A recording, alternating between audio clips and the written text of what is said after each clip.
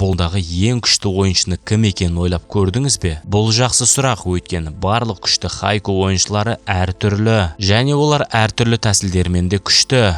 Биіктік пен күштен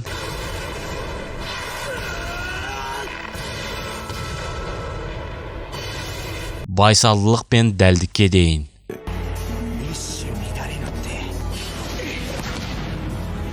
Анимеде ойыншылардың әртүрлі болғаны сонша ең күштіні бөліп алу мүмкін емес. Өйткені бұл жай ғана күшті соққымен немесе ең дәл паспен өлшенбейді. Дегенмен ең күшті өзінің бүкіл командасын басқара алады және сонымен қатар өзінің қатысуымен матчта тепе-теңдікті өзгертуге қабілетті. Және волейбол анимесіндегі ең мықты ойыншы кім екенін көрейік.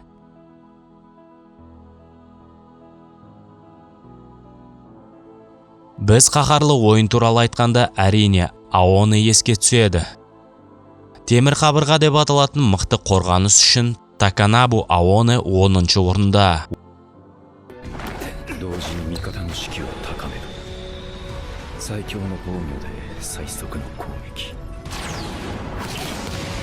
Оның тордың астында болуы байланыстырушыларды қобалжытып, шабуылдаушыларды қорқытады. Карасуна Датекоға қарсы ойнауға тура келгенде ойыншылардың көпшілігі осы темір қабырғадан қорқыты. Және бұл қабырғаның негізі дәл Таканабу Аоны болып табылады. Және оның биіктігі 192 см болғандықтан ғана емес, сонымен қатар ол осы қабырғаның негізгі күші мен қозғалысы болғандықтан. Оның басқа дағдылары көп болмаса да, оның қорғаныс қабілетін жеңу қиын. Көптеген керемет жеке блокатор бар, бірақ Аоны керемет рефлекстер мен күшті қолдарымен топты басқара алатын адам. Оның тосқауыл қоюдың тамаша техникасы бар. Биіктігі 335 см болатын тамаша секіру, яғни Хинатадан да жоғары, айтпақшы бұл таймскипке дейін. Және оның бойымен және реакция жылдамдығымен қоса Ушиваканы тоқтата алатындардың бірі болды. Бірақ өкінішке орай мангада олар қиылыспады. Мен үшін аянышты болса да, бұл Ушиваканың зеңбірек күші мен Аонының темір қабырғасы арасындағы ең қызықты матчтардың бірі болар еді. 9-шы орынға мен Инаризакидің негізгі ойыншысы Ацуму Мияны қоюды шештім. Ол жапондық орта мектептердің ең жақсы ойыншысы және беруші ретінде танылған, және қосарлы беру стилінің арқасында ол күшті қарсылас болып табылады. Ол екі әдісті де жақсы меңгергендіктен оның қарсыластары көбінесе оның беруінен қорқады. Өйткені ойыншылар соңғы секундта оның қайсысын істейтінін білмейді. Беру бойынша ол анимедегі ең мықтылардың бірі. Мен спойлер деп айтпаймын, бірақ мангада оның берулері одан да күштірек болды.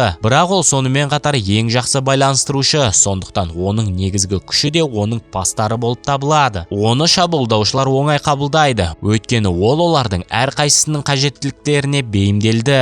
Өкінішке орай басқа аспектілерде бұл ойыншы орташа ойнайды, бірақ оның одан да көп мүмкіндіктері бар. 8-ші орында мақтанышпен менің сүйікті ойыншыларымның бірі Куро. Ол Некома командасының капитаны және ең әмбебап орта блокаторлардың бірі. Шын мәнінде ол қарапайым жігіт сияқты көрінеді, бірақ олай көрінгенмен әлде қайда күрделі. Бокутоның шабуылдарын сабырлы түрде тоқтата алатын оның тосқауыл қоюда қаншалықты тәжірибесі бар екенін атап өткен жөн. Әрине, жаттығуда олар шындап ойнаған жоқ, бірақ бір сәтке Бокуто блокатор үшін ең қиын ойыншылардың бірі болып табылады. Ал Куро онымен жақсы күресті. Ол сонымен қатар блок таймингтің шебері. Ол секіру уақытын өте ұқыпты пайдаланады. Бұл оны негізінен ортаңғы блокатор ретінде ойнаса да қарсыластар үшін үлкен мәселе етеді. Шын мәнінде Тецуро Куро кез келген позицияда оңай ойнай алады, өйткені ол өзіне оңай шабуыл жасай алады, немесе капитан ретінде артқы сызықта резервті қамтамасыз ете алады. Және оның Цукишиманың ұстаз екенін ұмытпаңыз. Оның биіктігі келесі үміткерден айырмашылығы 188 см. Хашиуми Коурай. Кішкентай болса да Хашиуми алаңда нағыз құбыжық екенін көрсетті. Ол Камомедай орта мектебінің асы. Хашиуми бүкіл манга сериясындағы ең күшті ойыншылардың бірі.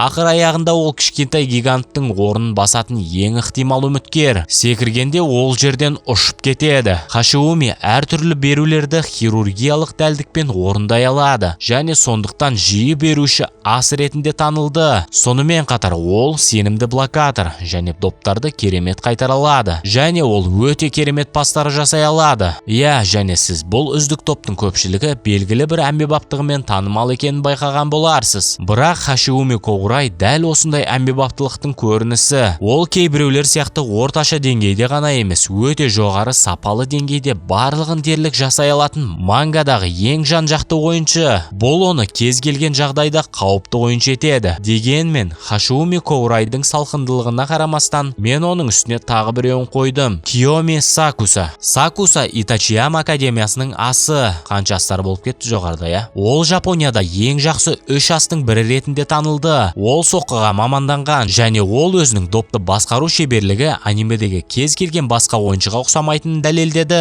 Киомидің білектері әдеттен тыс икемді, сондықтан ол допты кез келген бұрышта маневрлей алады. Осылайша оның қарсыластары допты қабылдауда қиындық туғызады. Киомидің ойнау стилі аналитикалық және кейбір жолдармен тіпті оқшауланған. Бірақ ол Жапонияның ең үздік астарының бірі болғандықтан, оның ойлау процесі күмән келтірмеу керек. Яғни ол Ушивака сияқты тіке соғып қана қоймайды. Дегенмен ойлау процестері байланыстырушыға көбірек тән. Мысалы, тізімдегі келесі Айкава Тору. Мен оны 5-ші орынға қойдым. Аобадзосай орта мектебінің капитаны және байланыстырушы ретінде Тору Айкава өзін дарынды ойыншы ретінде көрсетті. Айкава өзінің командаластарын, әсіресе Ивайзумиді қаншалықты ашуландырса да, оның күшін ешкім жоққа шығара алмайды. Ол Хинатадан ұлы патша атағын алды. Егер байланыстырушылар туралы айтатын болсақ, онда Айкаваның пастарының дәлдігі анимедегі ең жақсы көрсеткіштердің бірі болып табылады. Және анимедегі бір ғана байланыстырушы пастарды оған қарағанда салқын және дәлірек етеді. Және оның кім екенін бәріміз білеміз. Бұған Айкаваның қызмет көрсетулерінің екі стилі болмаса да, Ацуму Мия сияқты қобыжық екенін қосыңыз. Сонымен қатар Айкава өз командасының әлеуетін толық көрсете алатын керемет талантқа ие. Мейлі ол өзінің командасы немесе ол таныс емес ойыншылар болсын, Айкава олардың әлеуетін сезіне алады және олардың толық күшін шығарудың нәзік жолдарын таба алады. Дегенмен мен Ушиваканы Айкавадан жоғары қойдым. Сіз бұны әділетсіз деп ойлайтын шығарсыз, өйткені Ушивака өте қызық кейіпкер. Вакадоши Ушидзима орта мектепті бітіргенге дейін Шираторизава академиясында ойнады.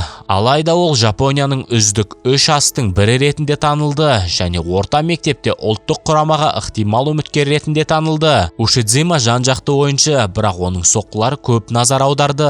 Басқа шабуылдаушылардан айырмашылығы Ушидзима солақай. Бұл ерекше элемент допты соққанда басқаша айналдыру береді. Оң қолды ойыншыларға қарағанда, либера мен басқа қорғаушылардың көпшілігі оң қолды ойыншылардың соққыларын қабылдауға әдеттенгендіктен, Ушидзиманың соғу техникасы көбінесе оларды сақтықтан тыс ұстайды және онымен үйлеседі. Керемет соққы күші Ушидзиманың жалғыз өзі алаңдағы ең тоқтаусыз күштердің бірі. Дегенмен мен Хинатаны Ушивакадан жоғары қойдым. Оның бойы небәрі 164 сантиметр, бірақ ол өзінің сөзсіз берілгендігімен және керемет биіктерге секіру қабілетімен және шын мәнінде анимеде көргеніміздей ең мықты қарсыластарының барлығының дерлік құрметіне ие болған жалғыз адам. Біз көрермендер ретінде көп нәрсені бағаламаймыз. Мысалы, Хината бұл шыдамдылықтың қобыжығы, ал анимеде ол ешқашан демалмайды және сіз оны жиі байқамайсыз және ол қарсыластарының көпшілігінен жылдамырақ қозғалады. Оның үстіне 5-ші сетке шейін оның жылдамдығы мен секіру биіктігі жоғалмайды. Бәрі Хашиуми Коурайдың әмбебаптығы мен ойын сауқы туралы айтып жатқанда, менің ойымша бұл әділетсіздік. Көптеген адамдар Хината Шоэ кардио монстр екенін ұмытып кетеді. Бұл таймскиптен бұрын. Және осының бәрінен басқа ол ауаның сөзсіз королі. Шоэ таймскипке дейін 333 сантиметрге дейін секіре алды және тіпті блокаторлардан аулақ болу керек болған кезде қиғаш секіре алды. Және оның кішкентай бойын ескерсек, бұл керемет жоғары көрсеткіш. Ал мангада ол секіруде одан да жоғары нәтижелерге қол жеткізе алды. Ал шын мәнінде ол кішкентай алып мәртебесін алмаса да, оның көмері ол үшін қатты ренжіген болу керек. Дегенмен бір маңызды деталь ең үлкен жемтік атағын алған Хината болды. Өйткені қарсыластары ақыры соңында барлық назарын Хинатаға аударды. Қарсыласы әмбебап қорғаушы ретінде қаншалықты мықты болса да, қарсыластардың миында қалған TikTok-тың әні сияқты ашуын шығаратын және үнемі мида ызыңдаған Хината болды. Яғни ол жай ғана бірегей ойыншы емес, ол шексіз шексіз секірулермен, шексіз жүгірулермен және құбыжық төзімділігімен және физикалық дайындығымен бас арқылы миға кіретін ойыншы. Шындығында, егер оның серіктесі Кагияма Тобио болмаса, мен оны одан да жоғары қояр едім. Мен оны келесіге қойдым. Мектеп кезінде Тобио өзінің шеберлігінің арқасында көптің назарын аударды. Өкінішке орай, ол өзінің командаластарына деген менмендігі мен озбыр мінез құлқына байланысты көптеген теріс назарға ие болды. Сондықтан оған алаңның патшасы деген лақабат берілді. Бірақ ол өзімшіл патша тұрғысынан берілген лақабат. Бақытымызға орай, Тобио бұл қорлайтын лақабатын қайта ойластырып үлгерді және ол шынымен де салқындылық тұрғысынан патша болды. Кагияманың жылдам аналитикалық дағдыларымен және хирургиялық дәл пас беруі ғана емес, бұл да өз алдына керемет. Ол көптеген позицияларда ойнауға қабілетті болды. Ол ең жан-жақты байланыстырушылардың бірі шығар. Ол ең алдымен байланыстырушы, бірақ мангада оның Цукишима сияқты тиімді блоктауға қабілетті екенін көреміз. Ол доптарды оңай қабылдай алады. Сонымен қатар ол тіпті керемет тесе алады және мұның бәрін орташадан жоғары деңгейде жасайды. Әрине, оның Айкава шабыттандырған сұмдық өлтіретіндей беру жайлы ұмытпайық. Оның данышпандығы өз командасының, әсіресе Хинатаның барлық күш-қуатын ашалды. Дәл осының арқасында бір түрлі жылдам дуэт жасалды және егер бұл топ менікі болмаса, мен оны әлде қашан бітірер едім. Дегенмен басқалардан ерекшеленетін тағы бір ойыншы бар. Мен үшін бірінші орында Бокуто. Бокуто барлық аниме мен мангадағы ең қызықты және менің ойымша ең күшті ойыншы. Ол Жапониядағы үздік бестіктің бірі болып саналады және Ушидзиманың күші болмағанда үздік үштікке кірер еді. Дегенмен Бокуто тек жұдырықтауға ғана емес, ол допты бірнеше траекторияда соғып, ауада шебер маневр жасай алады. Ол жан-жақты және шабуылда тамаша. Хината шабуылының негізін салған ол, яғни оның ұстазы. Сонымен қатар оның тамаша физикалық параметрлері, күшті дене бітімі бар. Ең бастысы, ол да жан-жақты.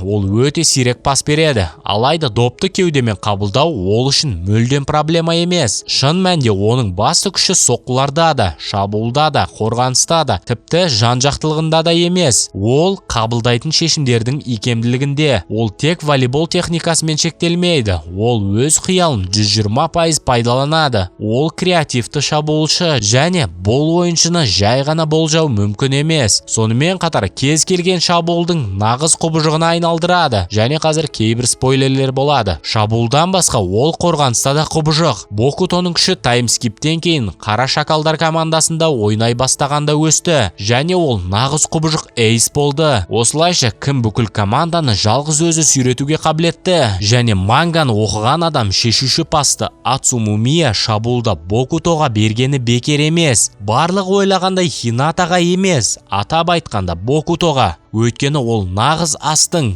тек өз қиялымен шектелетін нағыз спортшының бейнесі болды. Айтпақшы, менің арнамда Бокуто туралы видеода бар. Ол туралы көбірек білгіңіз келсе, бұл бейнені міндетті түрде көріңіз. Егер сіз менің топ тізіммен келіспесеңіз, комментарияға өз нұсқаңызды жазуды ұмытпаңыз.